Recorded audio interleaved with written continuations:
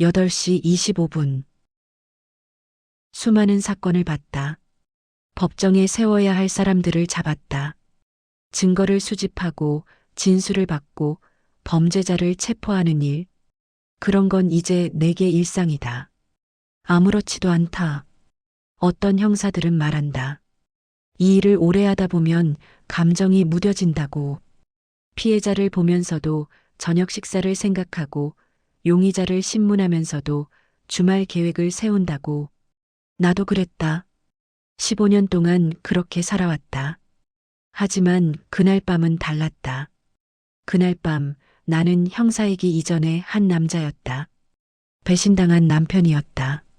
새벽 3시 청림동 호라이즌 호텔 402호 CCTV를 돌렸다. 사건이 발생하면 정해진 루틴이었다. 언제나처럼 용의자의 얼굴을 찾기 위한 단순 작업. 마우스 휠을 돌리고 화면을 확대하고 타임라인을 체크하고 수백 번도 넘게 해온 작업. 오후 8시 42분. 엘리베이터 문이 열렸다. 남자와 여자가 나왔다. 카메라 앞으로 걸어왔다. 그리고 여자의 얼굴이 화면에 잡히는 순간 귀에서 삐하는 이명 소리와 함께 심장 박동 소리가 요란하게 진동하였다. 세상이 멈췄다. 그건 내 아내였다. 1시간 전까지 내 옆에서 자고 있던 8년을 함께한 여자가 낯선 남자와 나란히 호텔 복도를 걷고 있었다. 베이지색 원피스. 내가 지난달에 사준 그 옷을 입고 그녀가 좋아하는 스타일의 옷. 결혼기념일에 사준 그 원피스. 오후 8시 42분 27초.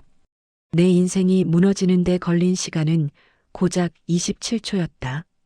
형사와 남편, 법과 진실, 믿음과 배신. 그 경계에서 나는 선택해야 했다. 이것은 내가 사건을 수사하면서 동시에 내 아내를 수사하게 된 이야기다. 증거를 조작하고 동료를 속이고 법을 어기면서까지 지키려 했던 한 여자의 비밀. 그리고 그 비밀 뒤에 숨겨진 또 다른 진실. 새벽 3시 15분. 베개 밑에서 진동이 울렸다. 화면에 뜬 이름 최 반장. 눈을 비비며 전화를 받았다. 이 시간의 전화는 딱 한 가지 의미다. 사건이 터졌다는 것. 그것도 심각한 사건. 강 형사. 최 반장의 목소리는 평소보다 낮았다. 피곤함이 묻어났다. 청림동 호라이즌 호텔 402호. 빨리 와. 상황이 좋지 않아. 알겠습니다. 20분 안에 도착하겠습니다. 전화를 끊고 일어났다. 옆에서 지은이가 뒤척였다. 어디가? 잠결에 묻는 아내의 목소리. 사건 터졌어. 좀 나갔다 올게. 조심해. 지은이는 다시 이불을 끌어당기며 잠에 빠져들었다. 평화로운 얼굴. 아무 걱정 없는 표정. 나는 그 얼굴을 잠시 바라봤다. 8년 전 처음 만났을 때도 저런 얼굴이었다. 맑고 깨끗한 얼굴. 화장실에서 찬물로 세수를 했다. 거울 속 내 얼굴은 15년 전보다 확실히 늙어 있었다. 눈가의 주름, 이마에 깊어진 골, 희끗희끗한 머리카락. 형사라는 직업은 사람을 빨리 늙게 만든다. 옷을 대충 걸치고 나왔다. 11월의 새벽 공기는 차갑고 날카로웠다. 차 시동을 걸고 히터를 틀었다. 청림동까지는 20분. 이 시간이면 도로가 비어 있어 15분이면 충분하다. 운전하면서 생각했다. 호라이즌 호텔. 겉으로는 비즈니스 호텔이지만 밤이 되면 다른 얼굴을 가진 곳이다. 시간제 객실이 있고 신분 확인이 느슨하고 CCTV 사각지대가 많은 곳. 그런 곳에서 일어난 사건. 좋은 일은 아니다. 신호등이 빨간불로 바뀌었다. 멈춰 선 차 안에서 라디오를 켰다. 심야 방송이 흘러나왔다. 청취자가 보낸 사연을 읽어주고 있었다. 남편이 바람을 피우는 것 같아요. 증거는 없지만 느낌으로 알 수 있어요. 라디오를 껐다. 불필요한 잡음이었다. 청림동에 도착했다. 호라이즌 호텔은 12층짜리 건물이었다. 1층부터 5층까지는 비즈니스 호텔, 6층부터 12층까지는 시간제 객실. 건물 앞에는 이미 경찰차 3대가 주차되어 있었다. 경광등은 꺼져 있었다. 소란을 피하기 위해서였다. 로비로 들어갔다. 프런트 직원은 겁에 질린 표정으로 서 있었다. 경찰 수첩을 보여주자 고개를 끄덕이며 엘리베이터를 가리켰다. 4층? 복도는 조용했다. 하지만 402호 앞에는 이미 5명의 경찰이 모여 있었다. 폴리스 라인이 쳐져 있었고 감식 반원들이 장비를 준비하고 있었다. 늦었네. 최 반장이 나를 보며 말했다. 그는 50대 중반, 형사 경력 25년의 베테랑이었다. 회색 머리에 주름진 얼굴. 하지만 눈빛만은 여전히 날카로웠다. 죄송합니다. 30분 걸렸습니다. 들어가 봐. 각오는 해. 최 반장의 말투가 심상치 않았다. 방 안에 들어가기 전에 장갑을 끼고 그리고 문을 열었다. 방 안의 공기는 무겁고 답답했다. 에어컨이 켜져 있었지만 묘한 냄새가 났다. 혈흔의 냄새와 향수 냄새가 섞여 있었다. 침대 위에는 27, 8쯤 되어 보이는 여자였다. 긴 머리에 하얀 피부 그리고 파티 드레스를 입고 있었다. 목 부위에는 손으로 목을 조른 선명한 압박 흔적이 있었다. 손목에도 방어 흔적으로 보이는 상처가 여러 개 있었다. 사망 추정 시각은 새벽 2시에서 3시 사이. 정확한 건 부검해 봐야 알겠지만 감식 반원이 대답했다. 나는 방 안을 천천히 둘러봤다. 침대 시트는 흐트러져 있었고 바닥에는 와인잔이 깨져 있었다. 테이블 위에는 와인병 하나와 과일 접시가 있었다. 신원 확인됐어요? 박지은, 28세. 가방에 신분증 있었어. 강남에 거주하고 IT 회사 다니는 것 같고. 최 반장이 투명한 비닐에 들어있는 증거 봉투를 보여줬다. 신분증과 함께 명함 몇 장, 휴대폰, 지갑이 들어 있었다. 다른 흔적은요? 최 반장이 침대 옆을 턱으로 가리켰다. 휴지통 안에 사용된 물건들이 보였다. 와인잔 2개, 컵라면 용기. 둘이서 시간을 보낸 것 같아. 그리고 최 반장이 욕실을 가리켰다. 욕실 거울에 립스틱으로 뭔가 쓰여 있었다. 하지만 물에 번져서 읽을 수 없었다. 메시지를 남기려고 한 것 같은데 범인이 물을 뿌린 모양이야. 계획적이네요. 그렇지. 분명히 아는 면식범이야. 호텔에 같이 들어와서 같이 시간을 보내고 뭔가 다툼이 있었고 결국 최 반장은 말을 잇지 못했다. 그도 이런 사건을 수십 번 봤지만 여전히 불편한 기색이었다. CCTV는요? 카운터에 있어. 자네가 확인해. 나는 여기서 감식 마무리해야 하니까. 나는 고개를 끄덕이고 방을 나왔다. 복도 공기가 상대적으로 가벼웠다. 심호흡을 크게 했다. 이제부터가 진짜 일이다. CCTV를 확인하고 용의자를 찾고 증거를 모으고 체포하는 것. 이때까지만 해도 나는 몰랐다. 저 1층 모니터 안에 내 인생을 완전히 뒤흔들 폭탄이 들어있다는 걸. 1층 카운터. 프런트 직원은 20대 중반의 남자였다. 이름표에는 김민수라고 적혀 있었다. 그는 떨리는 손으로 키보드를 두드리고 있었다. 처음 겪어보시는 거죠? 네. 여기서 일한 지 6개월 됐는데 이런 일은 처음이에요. 괜찮아요.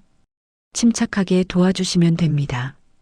나는 카운터 안쪽으로 들어갔다. 모니터 3대가 놓여 있었다.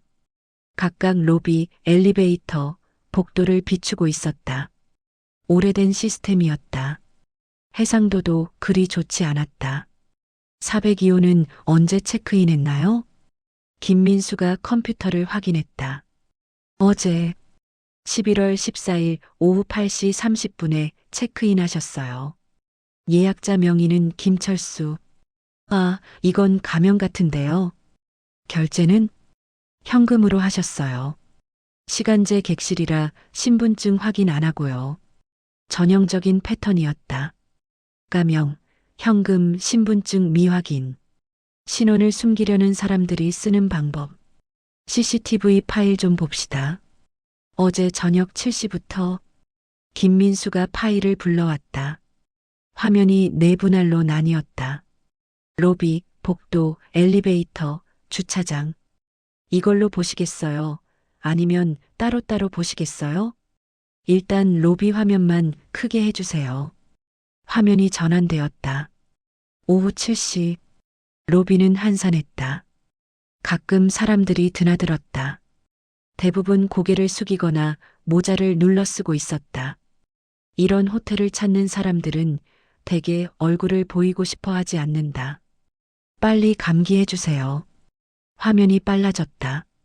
사람들이 빠르게 움직였다. 8시 10분, 20분, 25분.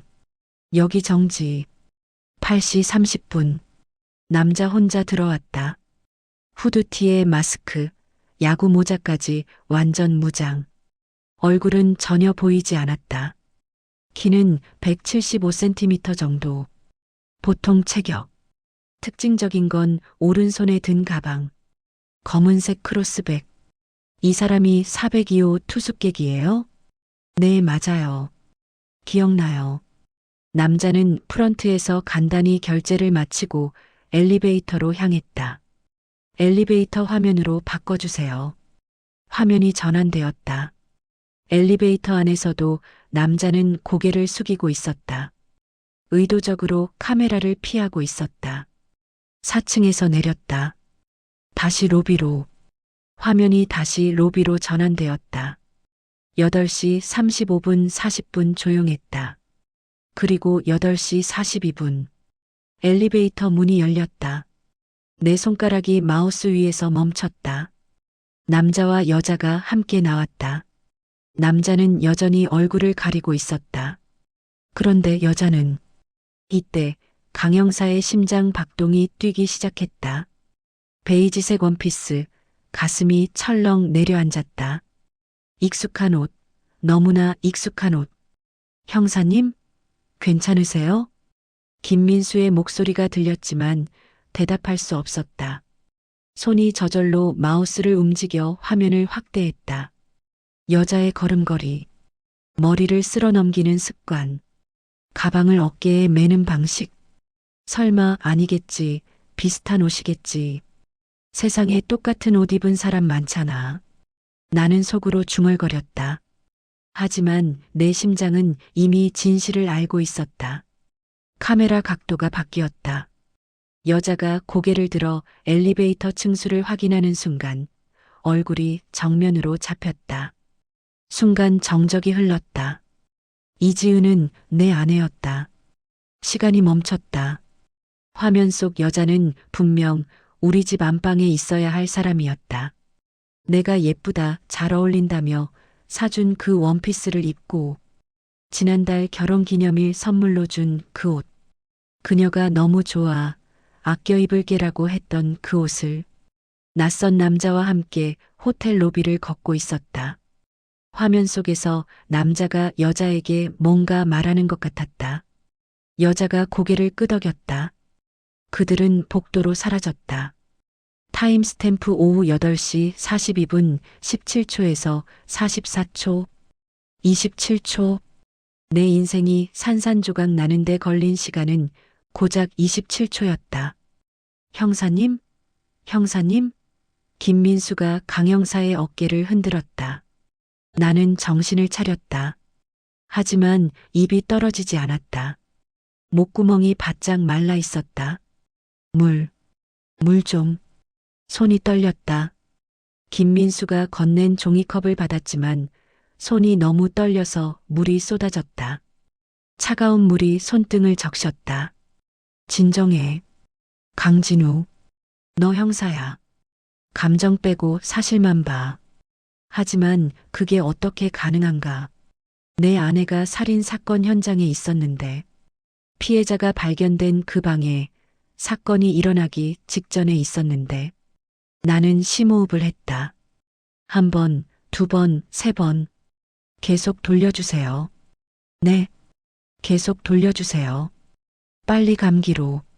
김민수가 화면을 조작했다. 9시, 9시 15분, 30분, 9시 40분. 엘리베이터 문이 열리고 여자가 혼자 나왔다. 지은이가 분명했다. 그녀는 급한 걸음으로 로비를 빠져나갔다. 표정이 좋지 않아 보였다.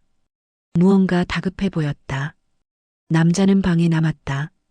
10시, 10시 30분, 11시, 11시 30분. 남자가 나왔다. 여전히 얼굴을 가리고 있었다.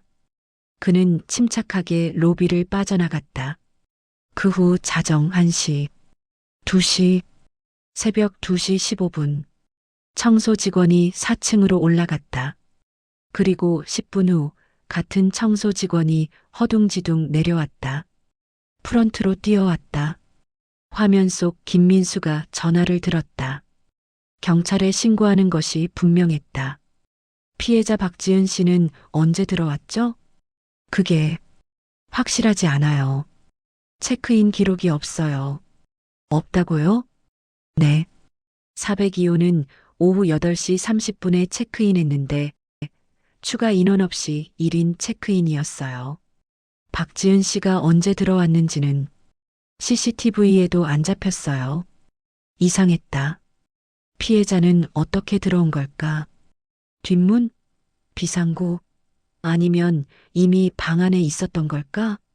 비상구 CCTV는요? 없어요. 고장나서 교체 안 했어요. 주차장은? 주차장 CCTV는 있어요. 그것도 봅시다. 화면이 주차장으로 전환되었다. 어제 오후 8시부터 빨리 감기로 돌렸다. 8시 25분 검은색 아반떼 한 대가 들어왔다. 번호판이 보였다. 메모했다. 서울 12가 3456. 남자가 내렸다. 후드티를 입은 남자가 402호 투숙객이 분명했다. 그는 주차를 하고 엘리베이터로 향했다. 그 후 10시 30분, 11시 15분. 여러 차들이 드나들었지만 특별한 건 없었다. 그리고 새벽 2시, 아무 차도 들어오지 않았다. 피해자 박지은 씨는 차를 가지고 오지 않았다. 그럼 택시? 대리기사? 아니면 누군가 태워다 줬나? 머릿속이 복잡했다. 하지만 그것보다 더 큰 문제가 있었다. 내 아내가 그 방에 있었다는 것. 이 파일들 전부 USB에 복사해 주세요. 나는 USB를 건넸다. 김민수가 파일을 복사하는 동안 나는 화면을 다시 봤다. 8시 42분 27초. 지은이의 얼굴이 화면에 선명하게 잡혀 있었다. 명백한 증거였다. 그런데 나는 지금 이 증거를 동료들에게 보고해야 하나? 내 아내를 용의선상에 올려야 하나? 아니면 어떻게 해야 하나? 혼자 고민했다. 복사 끝났습니다. 고맙습니다. 낮은 목소리로 말했다. 나는 USB를 받아 주머니에 넣었다. 그리고 컴퓨터 화면을 다시 봤다. 내 손가락이 마우스를 움직였다. 영상 편집 프로그램을 열었다. 8시 42분 27초 파일. 나는 그 구간을 선택했다. 그리고 모자이크 툴을 클릭했다. 아내의 얼굴에 흐릿한 모자이크가 씌워졌다. 증거인멸. 형사로서 절대 해서는 안 될 짓. 하지만 나는 저장 버튼을 눌렀다. 형사님, 뭐 하시는 거예요? 화질이 안 좋아서 보정 좀 하는 거예요. 이 파일로 교체해 주세요. 아, 네. 김민수는 의심 없이 파일을 교체했다. 나는 범죄자가 되었다. 증거를 조작한 범죄자. 하지만 후회는 없었다. 아직은 내가 직접 진실을 밝혀내야 한다. 그녀가 왜 거기에 있었는지, 무슨 일이 있었는지. 새벽 5시, 집으로 돌아가는 길. 도로는 텅 비어 있었다. 신호등이 녹색으로 바뀌어도 한동안 멍하니 있었다. 뒤에서 경적 소리가 울려서야 정신을 차렸다. 아파트 주차장에 차를 세우고 한참을 그대로 앉아 있었다. 핸들을 꽉 쥔 손에서 땀이 났다. 심장이 불규칙하게 뛰었다. 올라가야 한다. 아무 일도 없었던 것처럼 굴어야 한다. 엘리베이터 버튼을 눌렀다. 12층. 숫자가 하나씩 올라갈 때마다 가슴이 조였다. 마치 단두대에 오르는 것 같았다. 현관 비밀번호를 눌렀다. 삐빅하는 소리와 함께 문이 열렸다. 거실 불은 꺼져 있었다. 어둠 속에서 가구들의 윤곽만 보였다. 소파, 테이블, TV. 우리가 함께 골라서 산 것들. 우리의 추억이 담긴 것들. 안방 문이 살짝 열려 있었다. 침대에서 지은이가 자고 있었다. 규칙적인 숨소리. 평화로운 얼굴. 나는 그 얼굴을 한동안 바라봤다. 이 여자를 처음 본 건 8년 전이었다. 친구 결혼식 피로 현장에서. 그녀는 신부 친구였고 나는 신랑 친구였다. 우연히 옆자리에 앉게 됐고 대화를 나누다가 서로에게 호감을 느꼈다. 그녀의 밝은 미소와 솔직한 성격이 좋았다. 형사라는 내 직업에도 겁내지 않았다. 오히려 멋있다고 했다. 6개월 후 우리는 결혼했다. 작은 결혼식이었지만 행복했다. 신혼여행은 제주도로 갔다. 예산이 빠듯해서 해외는 못 갔지만 우리는 즐거웠다. 그 후 8년. 그리 길지도 짧지도 않은 시간. 그런데 지금 이 순간 나는 그녀가 누군지 모르겠다. 옷을 벗고 샤워를 했다. 뜨거운 물이 몸을 적셨지만 추위는 가시지 않았다. 마음속 깊은 곳에서 올라오는 한기. 수건으로 물기를 닦고 잠옷을 입었다. 침대에 누웠다. 지은이는 여전히 자고 있었다. 나는 천장을 바라보며 눈을 감았다. 하지만 잠이 오지 않았다. CCTV 화면이 계속 떠올랐다. 베이지색 원피스를 입은 아내. 낯선 남자와 걷는 모습. 남자의 손이 그녀의 허리를 스치는 순간. 나는 눈을 떴다. 옆에서 지은이가 뒤척였다. 언제 왔어? 잠결에 묻는 목소리. 방금. 계속 자. 응. 그녀는 다시 잠에 빠져들었다. 나는 그녀의 뒷모습을 바라봤다. 가늘게 떨리는 어깨. 규칙적인 호흡. 새벽 7시가 되어서야 겨우 잠이 들었다. 그리고 오전 10시에 알람 소리에 깼다. 지은이는 이미 일어나 있었다. 부엌에서 밥을 하는 소리가 들렸다. 거실로 나갔다. 식탁에는 아침 식사가 차려져 있었다. 된장찌개, 계란말이, 김치. 일어났어? 아침 먹어. 지은이가 밝게 웃었다. 평소와 똑같은 미소. 아무 일도 없었다는 듯한 표정. 응. 나는 식탁에 앉았다. 숟가락을 들었지만 밥이 넘어가지 않았다. 목구멍에 뭔가 걸린 것 같았다. 왜? 입맛 없어? 사건이 좀 복잡해서. 무슨 사건인데? 지은이가 궁금한 듯 물었다. 나는 그녀의 눈을 똑바로 봤다. 살인 사건. 호텔에서. 어머. 그녀의 얼굴에 놀라움이 스쳤다. 하지만 그게 진짜 놀라움인지 연기인지 알 수 없었다. 어느 호텔인데? 청림동. 호라이즌 호텔. 지은이의 손이 순간 멈췄다. 찻잔을 드는 손. 아주 짧은 순간이었지만 나는 놓치지 않았다. 거기 유명한 데야? 그냥 동네 호텔이야. 별로 좋은 곳은 아니고. 그렇구나. 그녀는 차를 마셨다. 손이 약간 떨리는 것 같았다. 아니, 분명 떨렸다. 당신은 어제 뭐 했어? 최대한 자연스럽게 물었다. 하지만 내 심장은 미친 듯이 뛰고 있었다. 나 그냥 집에 있었지. 드라마 보고 책 읽고 눈 하나 깜짝 안 하고 지은이는 거짓말을 했다. 드라마는 재밌었어? 응. 뭐 그냥. 몇 시까지 봤어? 밤 11시쯤? 왜 그래? 무슨 신문하는 것 같잖아. 지은이가 웃었다. 농담하는 투였다. 하지만 나는 웃을 수 없었다. 아니, 그냥 요즘 드라마가 재밌다길래. 너도 보고 싶으면 같이 보자. 다시 보기 있어. 나중에. 나는 숟가락을 내려놨다. 더 이상 먹을 수 없었다. 속에서 뭔가 치밀어 올랐다. 당신이 거짓말을 하는 동안 나는 당신이 호텔 복도를 걷는 영상을 주머니에 넣고 있다. 당신이 웃는 동안 나는 당신을 의심하고 있다. 이 여자는 누구일까? 내가 8년 동안 사랑한 여자가 맞나? 당신, 혹시 어제 외출했어? 더 이상 참을 수 없었다.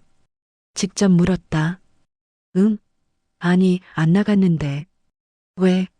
아니, 그냥 택배 받은 거 있나 해서. 택배? 없는데. 지은이가 고개를 갸웃했다. 나는 더 이상 묻지 않았다.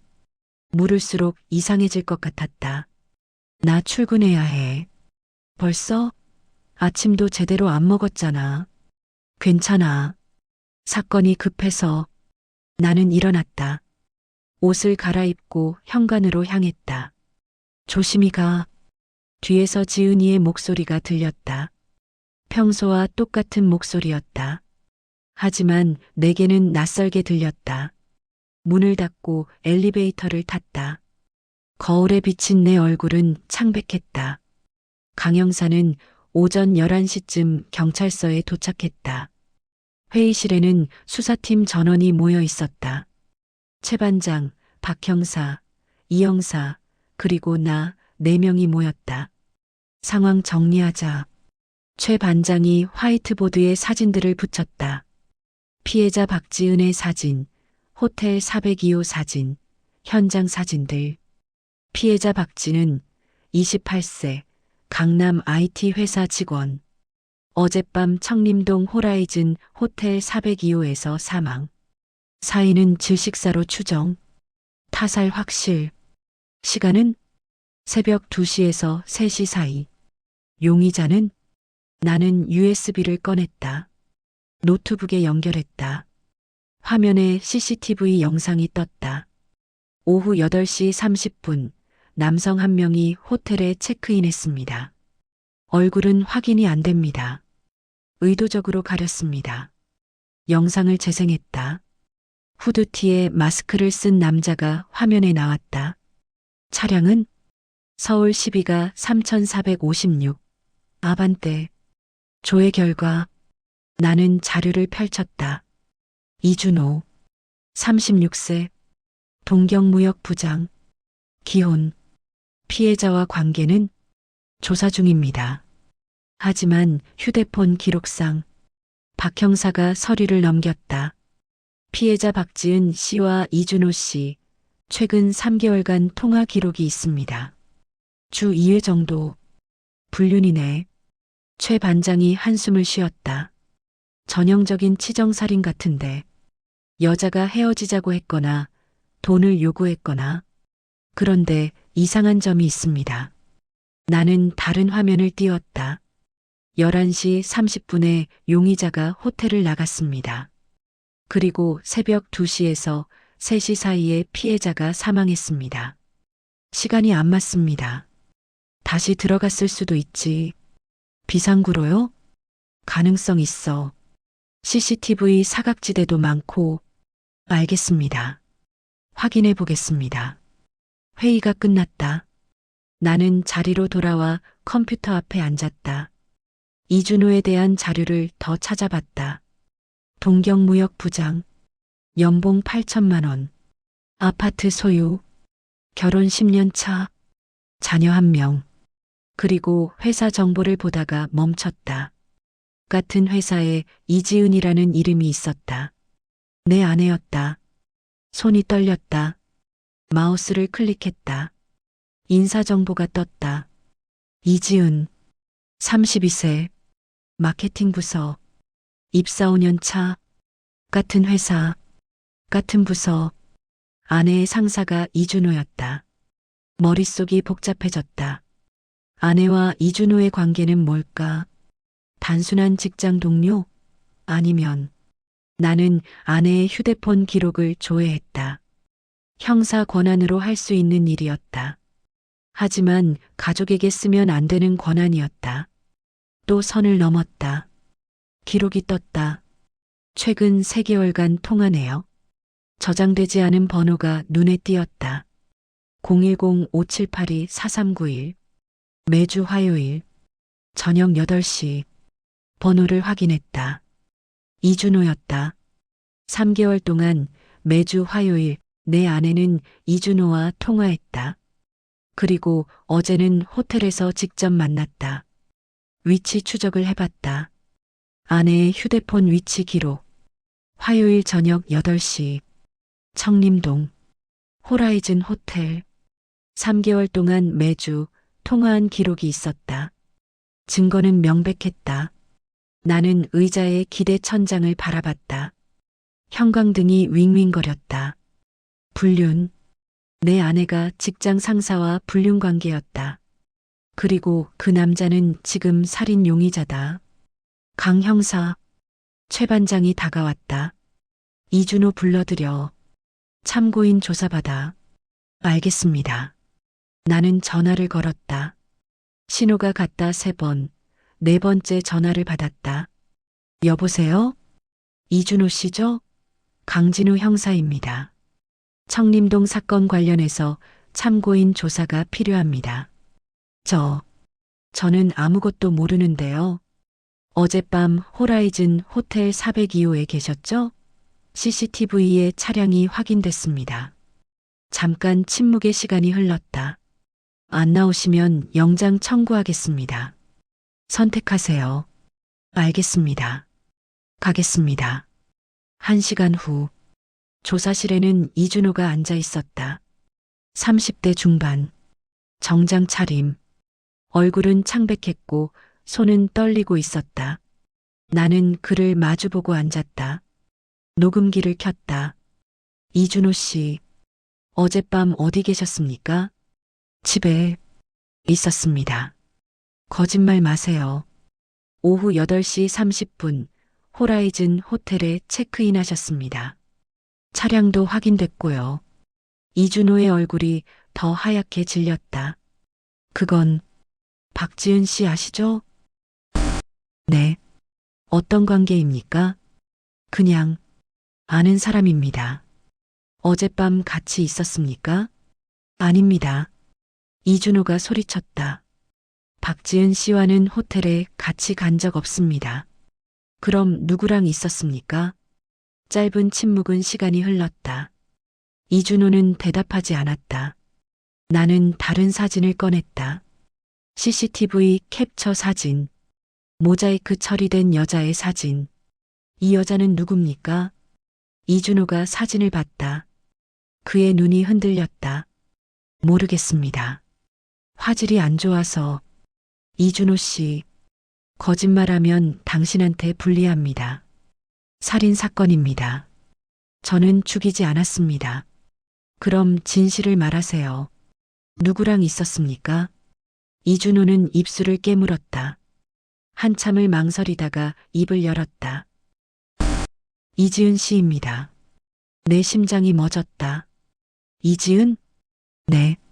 같은 회사 직원입니다. 왜 만났습니까? 그건 이준호가 고개를 떨궜다. 협박받고 있었습니다. 무슨 협박입니까? 이지은 씨 동생이 5년 전에 돌아가셨습니다.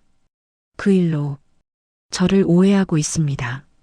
무슨 오해입니까? 회식 자리에서 제가 술에 취해서 실수를 했습니다.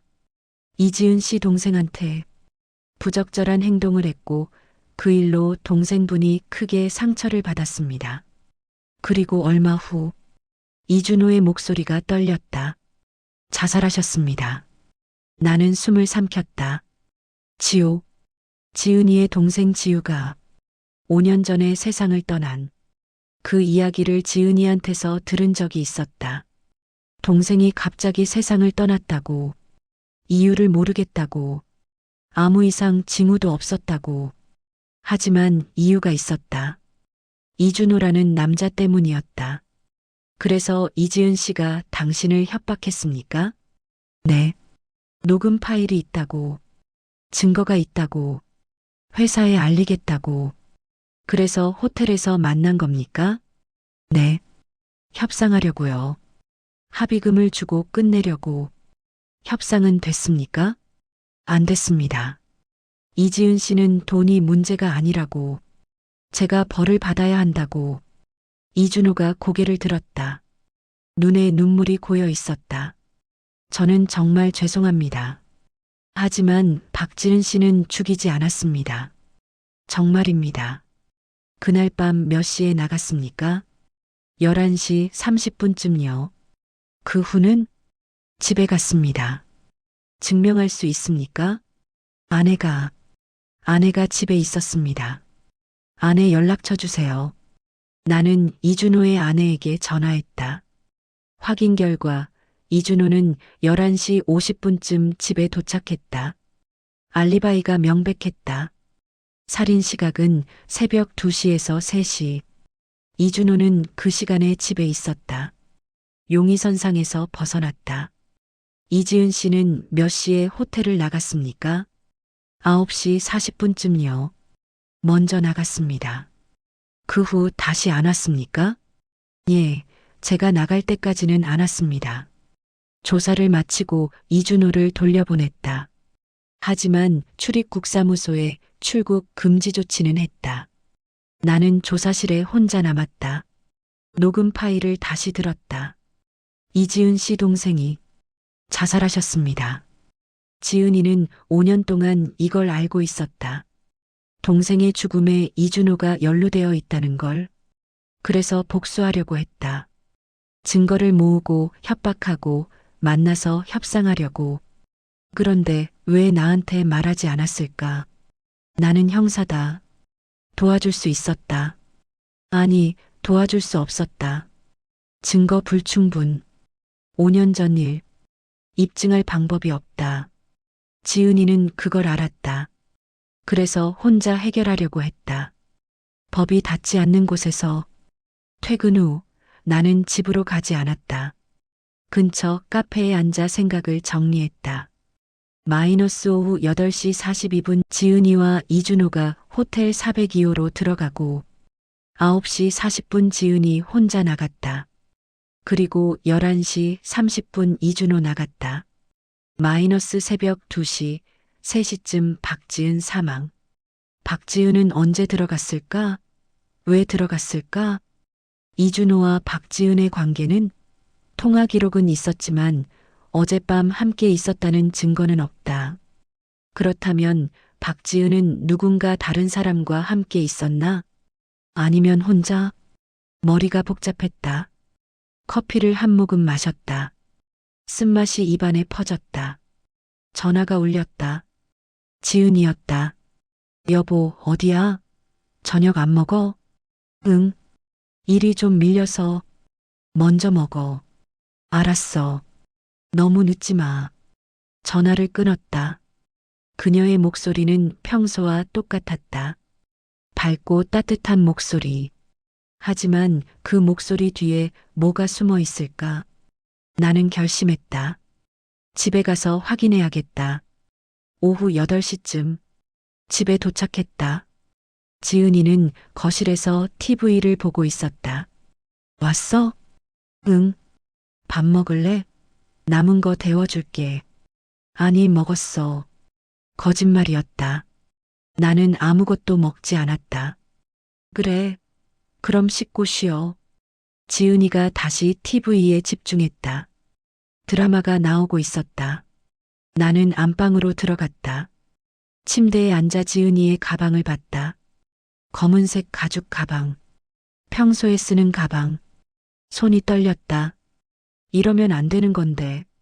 남편이 아내 가방을 뒤지는 건. 하지만 나는 지퍼를 열었다. 안에는 지갑, 화장품, 수첩, 볼펜이 들어 있었다. 평범한 물건들. 화장품 파우치를 열었다. 립스틱, 파운데이션, 아이섀도우. 그리고 깊숙한 곳에 작은 녹음기가 있었다. 심장이 빠르게 뛰었다. 녹음기를 꺼냈다. 손바닥만 한 크기. 검은색. 재생 버튼을 눌렀다. 지직하는 잡음과 함께 이준호의 목소리가 흘러나왔다. 그만 좀 해, 이지은 씨. 다 지난 일이야. 안 끝났어요. 당신이 한 짓 정말 잊었어요? 지은이의 목소리는 단호하고 차가웠다. 5년이나 지났어. 그리고 나는 사과했잖아. 사과로 끝날 일이 아니에요. 증거 있어? 일기장 몇 줄 가지고 뭘 어쩌겠다고. 지우가 남긴 게 일기장뿐일까요? 잠시 침묵이 있었다. 그리고 이준호가 말했다. 뭐가 더 있는데? 당신이 알 필요 없어요. 대체 뭘 원하는 거야? 당신이 벌을 받는 걸 원해요. 법적으로 문제 없어. 변호사도 확인했어. 법이 전부는 아니에요. 나는 다음 파일을 재생했다. 만나자. 저번 거기서. 그곳이라면 호텔. 이준호가가 말했다. 싫어요. 지은이는 단호하게 거절했다. 제발. 서로 협상하자고. 너도 돈 필요하잖아. 얼마든지 줄게. 1억. 1억 줄게. 이준호가 말했다. 그러니까 이제 좀 그만해. 회사에도 알리지 말고. 화요일 8시 그 방으로 와요. 알았어. 꼭 간다. 그리고 녹음기에 녹음된 것은 끝났다. 나는 녹음기를 껐다. 모든 게 이해됐다. 지은이는 이준호를 협박하고 있었다. 동생의 복수를 위해 5년 동안 준비한 복수? 하지만 왜 나한테 말하지 않았을까? 아, 알겠다. 나는 형사니까. 증거 불충분이라고 말했을 테니까. 법적으로 처벌할 수 없다고 말했을 테니까. 그래서 혼자 했다. 법이 닿지 않는 방식으로. 나는 녹음기를 다시 가방에 넣었다. 그리고 거실로 나갔다. 지은이는 여전히 TV를 보고 있었다. 뭐해? 응? 드라마 보고 있어. 재밌어. 그래. 나는 옆에 앉았다. TV 화면을 봤지만 내용은 하나도 들어오지 않았다. 옆에 앉은 이 여자. 내가 8년 동안 사랑한 여자. 하지만 나는 그녀가 무슨 생각을 하는지, 무엇을 계획하는지 전혀 몰랐다.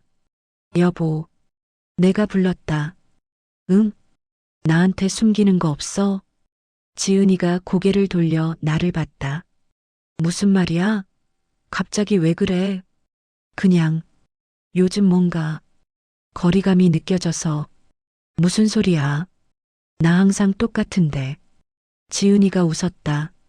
하지만 그 웃음이 진짜인지 가짜인지 알 수 없었다.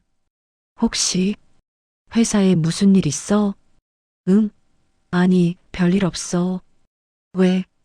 그냥 스트레스 받는 것 같아서. 괜찮아. 원래 연말이 바쁘잖아. 지은이는 다시 TV로 시선을 돌렸다.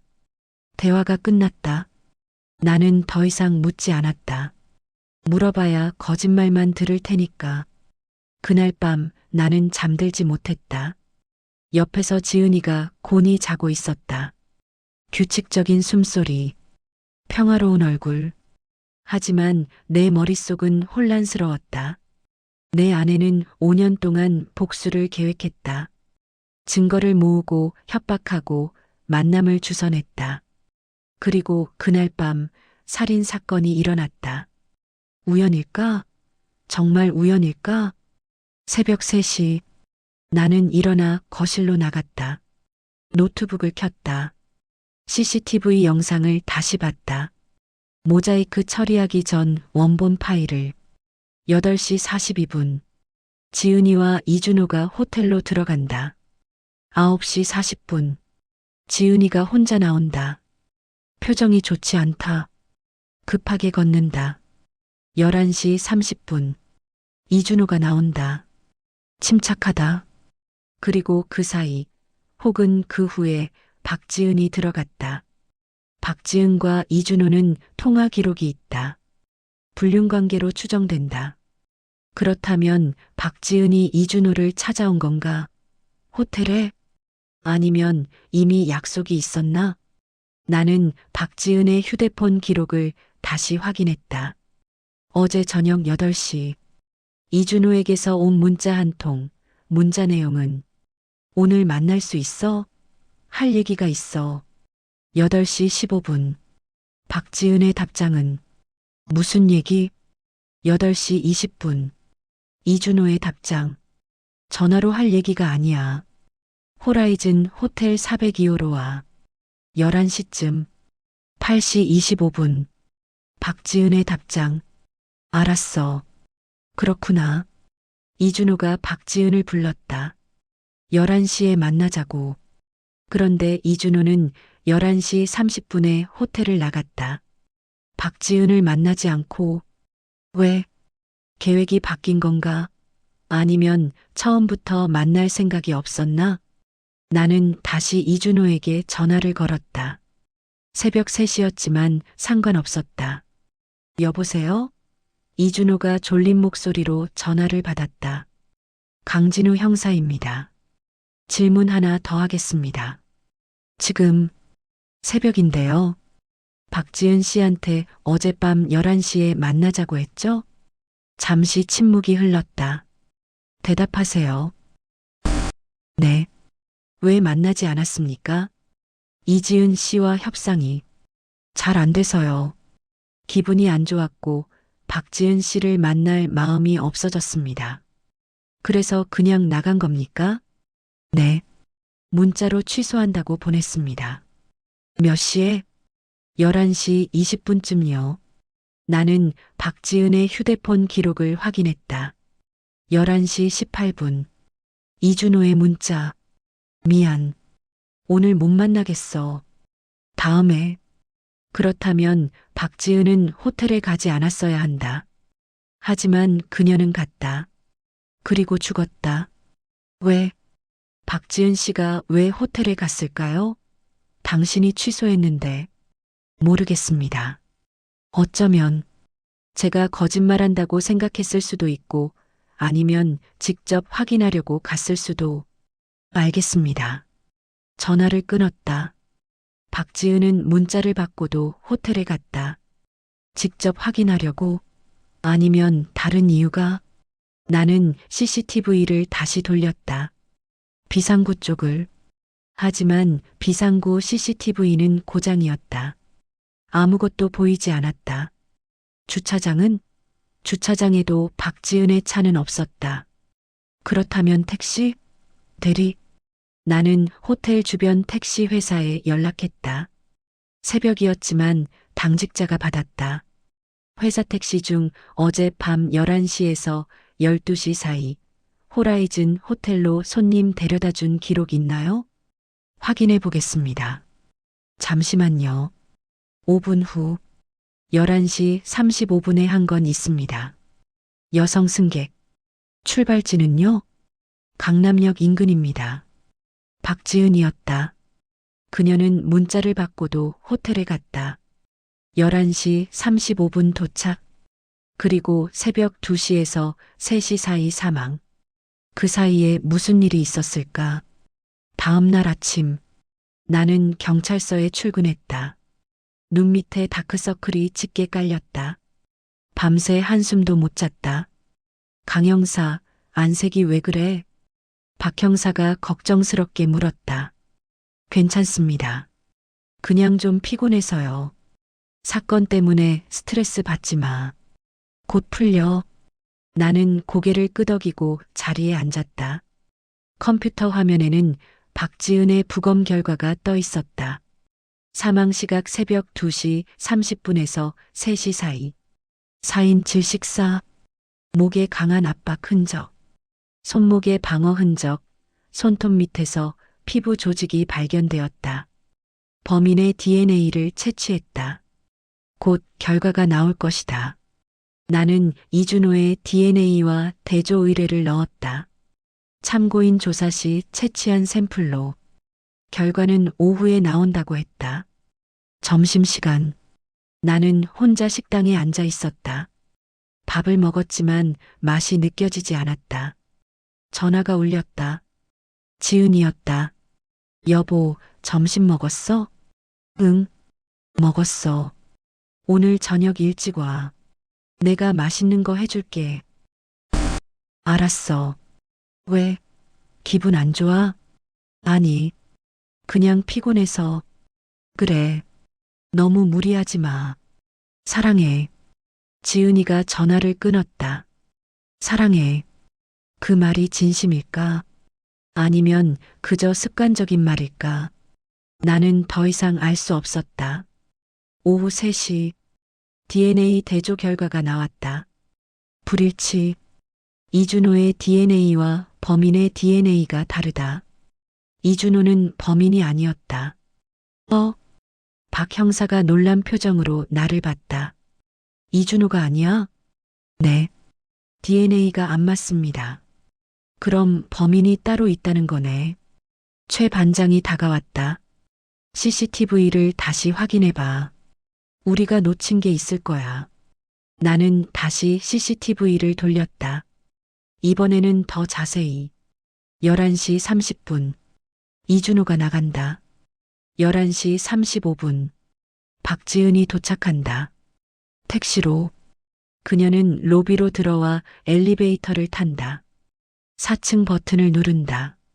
그리고 12시 5분. 또 다른 남자가 들어온다. 잠깐 여기 정지. 화면을 정지시켰다. 남자를 확대했다. 30대 초반. 평범한 체격. 검은색 패딩. 마스크 착용. 이 사람 누구야? 모르겠습니다. 처음 보는데요. 남자는 엘리베이터를 탄다. 4층 버튼을 누른다.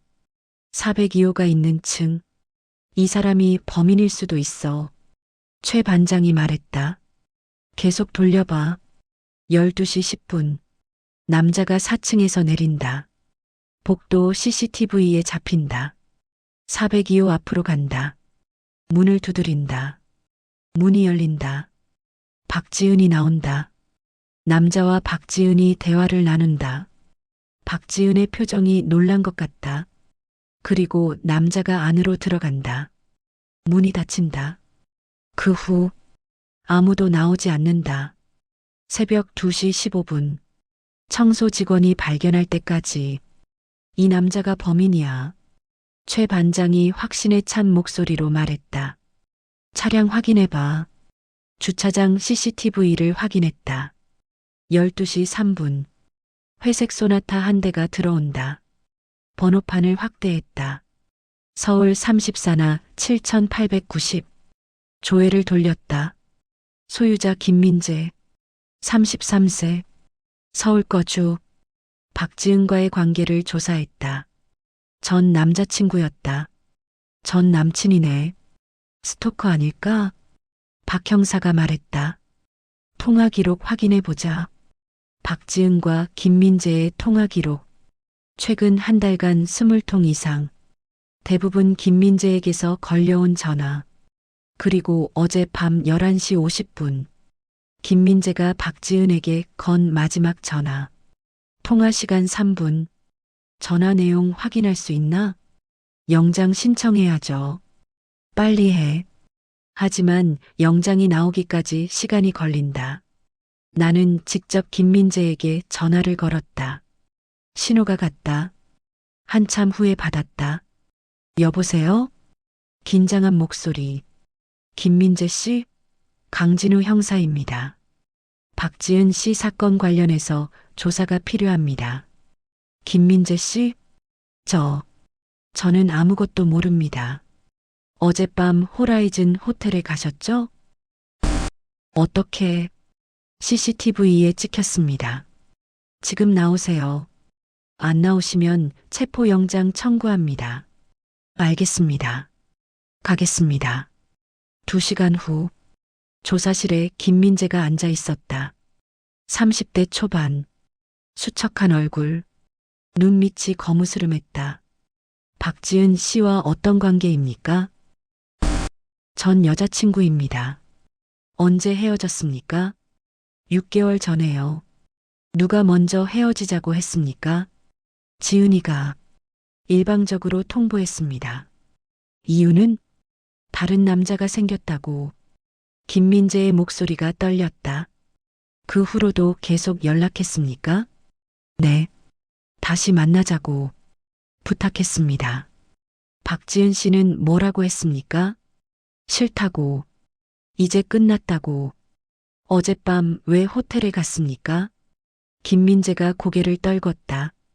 지은이가 다른 남자를 만나러 호텔에 간다고 해서 확인하고 싶었습니다. 어떻게 알았습니까? 지은이 휴대폰에 위치 추적 앱을 깔아뒀습니다. 몰래. 스토커였다. 호텔에서 박지은 씨를 만났습니까? 네. 무슨 얘기를 나눴습니까? 다시 만나자고 부탁했습니다. 박지은 씨는 싫다고, 경찰 부르겠다고. 김민재의 눈에 눈물이 고였다. 그래서 그냥 나왔습니다. 거짓말 마세요. DNA가 당신 거와 일치합니다. 사실 아직 김민재의 DNA 샘플은 채취 전이었다. 하지만 협박이 필요했다. 김민재의 얼굴이 하얗게 질렸다. 저는 솔직히 말하세요. 지금이 마지막 기회입니다. 김민재가 손으로 얼굴을 감쌌다. 저는 정말 사랑했습니다. 그의 목소리가 떨렸다. 지은이를 너무 사랑했어요. 근데 다른 남자한테 갔어요. 유부남한테. 그래서 죽인 겁니까? 아니에요. 죽이려던 건 아니었어요. 김민재가 소리쳤다. 그냥 말리고 싶었어요. 그 남자 만나지 말라고. 나한테 돌아오라고. 그래서 목을 조른 겁니까? 지은이가 소리를 질렀어요. 나가라고. 경찰 부른다고. 김민재의 눈에서 눈물이 흘렀다. 저는 그냥 입을 막으려고 했어요. 조용히 하라고. 그런데 그는 말을 잇지 못했다. 전형적인 패턴이었다. 사랑한다는 이유로 사람을 죽이는 것. 김민재 씨, 당신을 살인 혐의로 체포합니다. 수갑을 채웠다. 김민재는 저항하지 않았다. 그저 고개를 떨구고 울고 있었다. 사건이 해결됐다. 범인을 잡았다. 하지만 내 마음은 편하지 않았다. 사건 종결되고 언론에 보도됐다. 전 남자친구의 스토커 살인. 나는 보고서를 작성하고 파일을 정리했다. 이준호는 살인 혐의에서 벗어났다. 하지만 그의 비밀은 드러났다. 불륜, 5년 전의 일. 나는 고민했다. 어떻게 해야 할까? 법적으로 이준호를 처벌할 방법은 없다. 5년 전 일이고 증거도 불충분하다. 하지만 그냥 두면 안 된다. 나는 결정했다. 지은이가 모은 녹음 파일과 증거들. 그것을 복사했다. 그리고 세 곳에 보냈다. 첫째, 이준호의 아내에게. 둘째, 이준호의 회사 감사실에게. 셋째, 처제 지유의 친구들에게. 익명으로. 법이 처벌하지 못하면 사회가 처벌할 것이다. 이준호는 직장을 잃을 것이다. 아내를 잃을 것이다. 명예를 잃을 것이다. 그것이 형사가 아닌 처남으로서 내가 할 수 있는 일이었다. 하지만 아직 끝나지 않았다. 지은이와의 문제가 남아 있었다. 퇴근 후 나는 집으로 향했다. 하지만 주차장에서 한참을 차 안에 앉아 있었다. 어떻게 말해야 할까? 뭐라고 물어야 할까? 당신 CCTV에 찍혔어. 살인 현장에. 왜 숨겼어? 이렇게 직설적으로? 아니면 조금 더 우회적으로? 결국 나는 차에서 내려 집으로 올라갔다. 현관문을 열었다. 거실에 불이 켜져 있었다. 하지만 이상했다. 너무 조용했다. 지은아? 대답이 없었다. 안방으로 갔다. 지은이가 침대에 앉아 있었다. 울고 있었다. 무슨 일이야? 나는 다가갔다. 지은이가 고개를 들었다. 눈이 빨갛게 부어 있었다. 다 알고 있었지? 그녀가 물었다. 나는 멈춰섰다. 뭘? 내가 그 호텔에 있었던 거, 이준호를 만난 거, 다 알고 있었지? 나는 대답하지 못했다. 지은이가 웃었다. 쓴웃음이었다. 형사니까. 당연히 CCTV 봤겠지. 내 얼굴도 봤겠지. 왜 말 안 했어? 왜 나한테 묻지 않았어? 지은이가 소리쳤다. 나도 말하고 싶었어. 하지만 무서웠어. 오빠가 날 의심할까봐. 날 믿지 않을까봐. 지은아, 5년이야. 5년 동안 혼자 준비했어. 지유의 복수를 위해서. 그 쓰레기 같은 놈이 처벌받게 하려고. 지은이의 목소리가 떨렸다. 근데 법은 아무것도 안 해줬어. 증거 불충분. 공소시효. 입증 곤란. 변호사들이 하는 말은 다 똑같았어. 그래서 혼자 한 거야? 응, 혼자 했어. 녹음하고 증거 모으고 협박하고. 왜 나한테 말 안 했어? 나 형사야. 도와줄 수 있었어. 오빠는 형사니까. 지은이가 소리쳤다. 오빠는 법을 따지잖아. 증거를 따지잖아. 이건 입증이 안 돼. 이건 법적으로 문제 있어. 그런 말만 했을 거잖아. 나는 대답하지 못했다. 사실이었으니까. 그래서 혼자 한 거야. 법이 안 되면 내가 직접 하는 거야. 지은이가 울었다. 근데 사람이 죽었어. 내가 있던 그 방에서, 내가 나간 그 방에서. 그건 내 잘못이 아니야. 알아. 범인은 따로 있고 나는 아무 잘못 없어. 근데 지은이가 나를 봤다. 근데 오빠는 날 의심했잖아. 안 그래? 나는 고개를 숙였다. 맞았다. 나는 의심했다. CCTV를 보는 순간부터, 증거를 조작하는 순간부터 나는 아내를 의심했다. 미안해. 사과는 필요 없어. 오빠 입장에선 당연한 거니까. 지은이가 일어섰다. 근데 나도 오빠한테 실망했어. 나한테 직접 물어보지도 않고 혼자 조사하고 증거 숨기고. 그건 오빠도 날 믿지 못한 거잖아. 남편으로서. 지은이의 말이 가슴에 박혔다. 우리 서로를 믿지 못하는 사이가 됐어. 지은이가 서랍을 열었다. 서류 봉투를 꺼냈다. 이혼 서류야. 생각해봐. 지은아, 잠깐. 나도 시간이 필요해. 생각할 시간. 지은이는 안방문을 닫았다. 나는 거실에 혼자 남았다. 테이블 위에 이혼 서류가 놓여 있었다. 그로부터 3개월이 지났다. 나는 경찰서 근처 작은 원룸에서 혼자 살고 있다.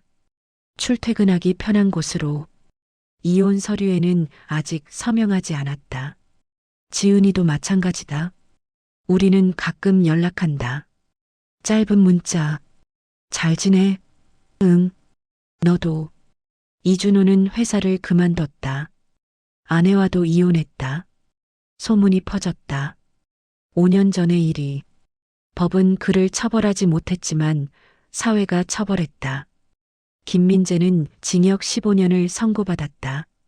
그는 법정에서 끝까지 울었다. 사랑했다고. 하지만 사랑은 살인의 이유가 될 수 없다. 형사 생활 15년.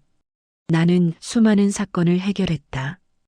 하지만 내 인생이라는 사건은 여전히 미해결이다. 오늘 지은이에게서 문자가 왔다. 커피 한잔 할래? 할 얘기가 있어. 나는 대답했다. 좋아. 몇 시? 3시. 우리 자주 가던 카페에서. 오후 3시. 카페에 도착했다. 지은이는 이미 와 있었다. 3개월 만에 보는 얼굴. 조금 야위었지만 여전히 아름다웠다. 왔어? 응. 나는 그녀 맞은편에 앉았다. 커피 시킬게. 아메리카노. 기억하고 있네. 내가 좋아하는 거. 우리는 커피를 마시며 침묵했다. 오빠. 지은이가 먼저 입을 열었다. 나, 이제 좀 괜찮아진 것 같아. 다행이다. 지우일도, 이제 조금 놓을 수 있을 것 같아.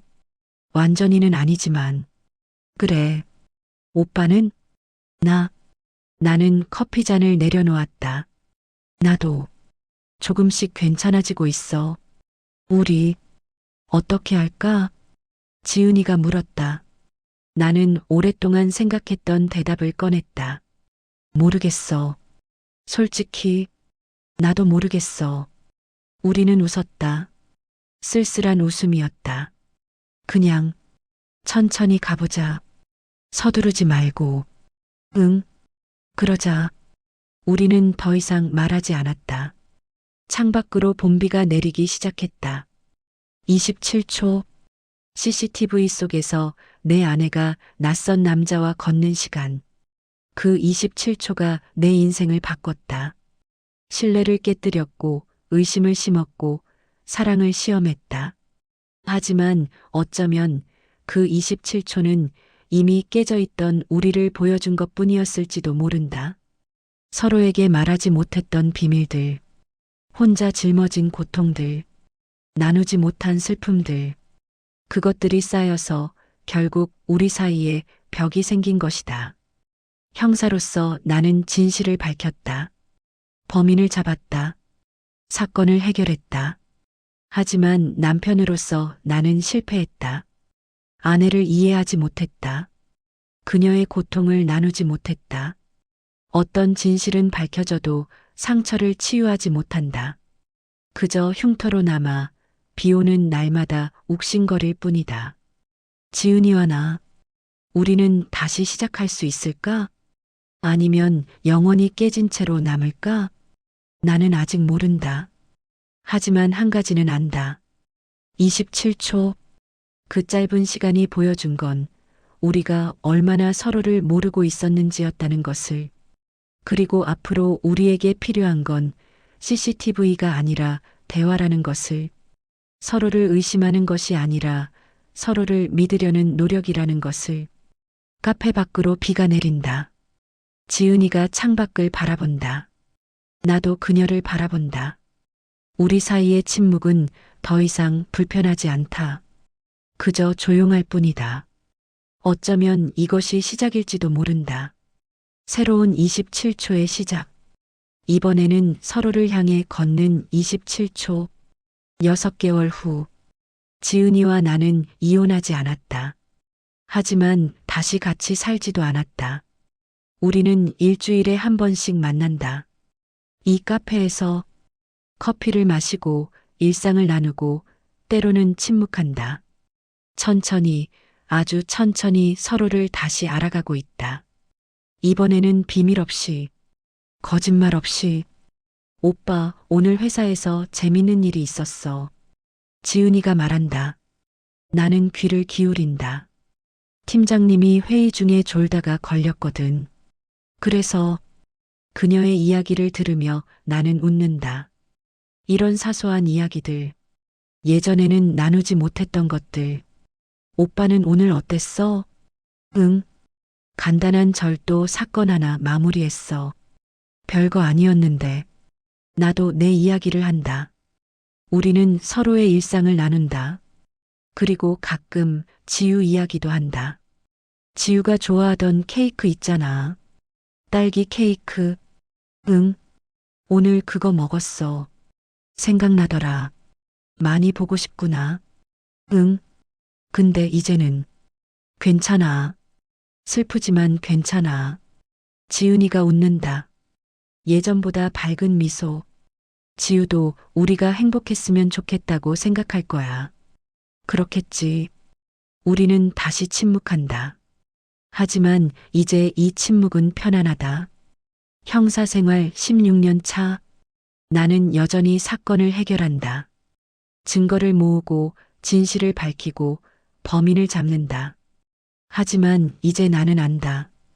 가장 중요한 사건은 사무실 밖에 있다는 것을, 내 삶 속에 있다는 것을. 강 형사, 새 사건 들어왔어. 최 반장이 부른다. 알겠습니다. 나는 일어선다. 주머니에서 휴대폰이 울린다. 지은이의 문자다. 저녁 같이 먹을래? 내가 요리할게. 나는 미소 짓는다. 좋아. 7시에 갈게. 저녁 7시. 나는 지은이의 아파트 문을 두드린다. 우리는 아직 같이 살지 않는다. 하지만 자주 만난다. 문이 열린다. 왔어? 들어와. 지은이가 웃으며 맞이한다. 뭐 만들었어? 오빠가 좋아하는 김치찌개. 오, 좋은데. 거실에는 식탁이 차려져 있다. 김치찌개, 계란말이, 나물. 우리는 마주 앉아 밥을 먹는다. 맛있어. 다행이다. 간이 맞나 걱정했어. 완벽해. 우리는 밥을 먹으며 이야기한다. 오늘 있었던 일들, 웃긴 일들, 힘들었던 일들, 그리고 설거지를 함께 한다. 오빠, 접시 좀 닦아줘. 응. 나는 접시를 닦고 지은이는 행주로 물기를 닦는다. 예전에 우리가 신혼 때 하던 것처럼. 설거지를 마치고 우리는 소파에 앉는다. 영화 볼래? 응. 뭐 보고 싶은 거 있어? 코미디 어때? 좋아. TV를 켠다.